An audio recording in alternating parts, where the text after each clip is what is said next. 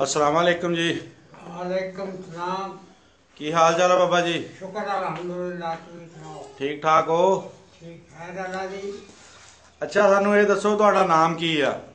नाम है खुशी मोहम्मद। खुशी मोहम्मद। वालदा दा नाम की आ? रहमत अली। अच्छा रहमत अली। ते सानू ये दसो भी तुहाडी किन्नी उम्र सी जदों तुसीं हिंदुस्तान तो आए सी? उदों उम्र 25 साल की थी। 25 साल दी सीगी? हाँ। अच्छा फिर तो वाहवा ही मतलब पता होना तुहानू उत्थों दा। सारा पता है। की पता सानू माड़ा जिहा दसो किदां होया सारा कुछ? सारा लड़ाइयां साथ होंदे रहे, करते रहे। अच्छा हाँ। पढ़दे पुढ़दे भी हुंदे सी तुसीं? आई स्कूले सकाले भी गए उत्थे कि नहीं? नहीं स्कूल गए मैं गया। अच्छा पिंड दा नाम की अपना? पिंड आ गई रातां। तहसील किहड़ी सी? कोवाड़ा। फगवाड़ा तहसील ते जिला? जलंधर।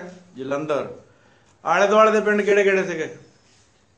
मेली थी, लुधियाना सीगा, अच्छा बबेली थी, हाँ हाँ ये लुटेरे थे दो, अच्छा और कालरा डरोली हाँ जलपोता, हाँ हाँ ये पंडित नाल थे थे। अच्छा अच्छा ते ਇਹ ਜਿਹੜੇ ਆਲੇ ਦੁਆਲੇ ਦੇ ਪਿੰਡ ਵਿੱਚ ਇਹਨਾਂ 'ਚ ਕਿਹੜੀ ਬੈਠੀ ਸੀਗੀ ਕੌਮ? ਸਿੱਖ ਸੀ, ਹਿੰਦੂ ਸੀਗਾ, ਮੁਸਲਮਾਨ ਸੀਗੇ? इन्हें जलपोता के मुसलमान ही थे, अच्छा कालरे के आदमी थे, हाँ डमेली च भी इधर थे, गुजर भी थे, अच्छा जवाहर खान ਤਰਖਾਣ। हाँ काम करते रहे। ਆਪਣੇ ਪਿੰਡ ਦੇ ਵਿੱਚ ਜ਼ਿਆਦਾ ਕਿਹੜੇ ਬੈਠੇ ਸੀਗੇ? अपने गुजरे थे। ਗੁੱਜਰ ਹੀ ਸੀਗੇ? हाँ ਅੱਛਾ ਸਾਰਾ ਪਿੰਡ ਹੀ ਗੁੱਜਰਾਂ ਦਾ ਸੀ? सारा पिंड गुजरा। ਛੋਟੀਆਂ ਕੌਮਾਂ ਤਾਂ ਹੋਣਗੀਆਂ, ਤਰਖਾਣ ਕੁਮਾਰ ਇਹ ਉਹ। ਹਾਂ ਤੇ ਉਹ ਕੰਮ ਕੌਣ ਕਰਦਾ ਸੀ? नाई थे, ਅੱਛਾ वो डमेली से गुजरे, जवाहर खान करते थे। ਅੱਛਾ हाँ। ਠੀਕ ਕੋਈ ਵਾਕਿਆ ਯਾਦ ਆ ਉੱਥੋਂ ਦਾ? ਕੋਈ ਬੰਦੇ ਜਿਹੜੇ ਤੁਹਾਡੇ ਨਾਲ ਹੋਰ ਭਰਾ ਸਿੱਖਾਂ ਦੇ ਜਾਂ ਹਿੰਦੂਆਂ ਦੇ ਸੀਗੇ, ਕੋਈ ਯਾਰ ਬੇਲੀ ਕੋਈ ਯਾਦ ਆ? हाँ याद रह गए हैं। ਕੀ ਨਾਂ ਸੀ ਉਹਨਾਂ ਦਾ? तो दलीप सोहनी। ਦਲੀਪ ਸਿੰਘ? हाँ ਅੱਛਾ हाँ। और सगा नंबरदार थे, ਅੱਛਾ 500 नंबरदार थी, उसका भरा थी, 600 का भरा थी। ਅੱਛਾ हाँ ਉਹਨਾਂ ਨਾਲ ਫਿਰ ਉਦੋਂ ਰਹਿਣ ਸਹਿਣ ਏਦਾਂ ਹੀ ਹੋਣਾ ਜਿੱਦਾਂ ਆਪਣਾ ਇੱਥੇ ਆ? आते थी। अच्छा। हारे थे। ਕੋਈ ਫਰਕ ਫੁਰਕ ਵਾਲੀ ਗੱਲ ਨਹੀਂ ਸੀ? नहीं नहीं। ਅੱਛਾ ਠੀਕ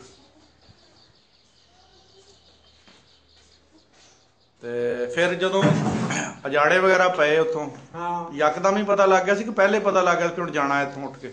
एकदम लगा था फिर अभी तक उठे 5 दिन बाद से। ਅੱਛਾ हाँ ਇੰਨਾ ਲੇਟ ਕਿਉਂ? हाँ ਇੰਨੀ ਦੇਰ ਬਾਅਦ ਕਿਉਂ? ਅਸੀਂ ਆਪਣੇ ਬੰਦਾ ਸੀਗਾ ਸਾਡੇ ਮਗਰ, ਅੱਛਾ ਜਿਹੜਾ ਡਮੇਲੀ ਦਾ ਗੁਰੂ ਸਾਹਿਬ ਡਮੇਲੀ ਵਾਲਿਆਂ ਦਾ, ਹਾਂ ਹਾਂ ਉਹ ਸਾਡੇ ਬਾਬੇ ਦਾ ਮਰੀਜ਼ ਸੀ, ਮਰੀਜ਼ ਹੋਇਆ ਹੈ। ਅੱਛਾ ਉਹ ਫਿਰ ਸਾਡੀ ਹਮਾਇਤ ਕਰਦਾ ਸੀਗਾ। ਹਾਂ ਉਹਦੇ ਬੰਦੇ ਆਪਣੇ ਪਹਿਰੇ ਤੇ ਕਰਦਾ ਹੁੰਦਾ ਸੀ, ਅੱਛਾ ਤੇ ਬਾਕੀ ਨਾਲ ਮੀਰਾ ਪੁੱਠ ਦਾ ਉੱਥੇ ਵੀ ਬੰਦੇ ਘੱਲਦਾ ਸੀ।